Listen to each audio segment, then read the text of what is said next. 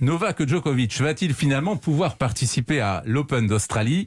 Le juge du tribunal de Melbourne vient d'ordonner sa remise en liberté, Virginie Fulpin. C'est un point décisif pour Novak Djokovic. Le juge Kelly a entendu les arguments des avocats du numéro 1 mondial et il a ordonné la remise en liberté immédiate du joueur. Ça veut dire que Djokovic dispose à nouveau de son visa d'entrée en Australie. Il a su convaincre le juge que même en n'étant pas vacciné, il avait bénéficié d'une exemption médicale en bonne et due forme pour pénétrer sur le territoire australien et disputer le premier tournoi du Grand Chelem de l'année.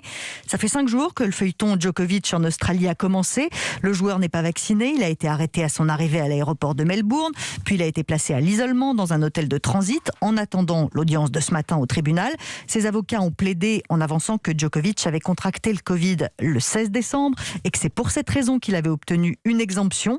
Est-ce que c'est la fin du feuilleton ? Pas encore, loin de là.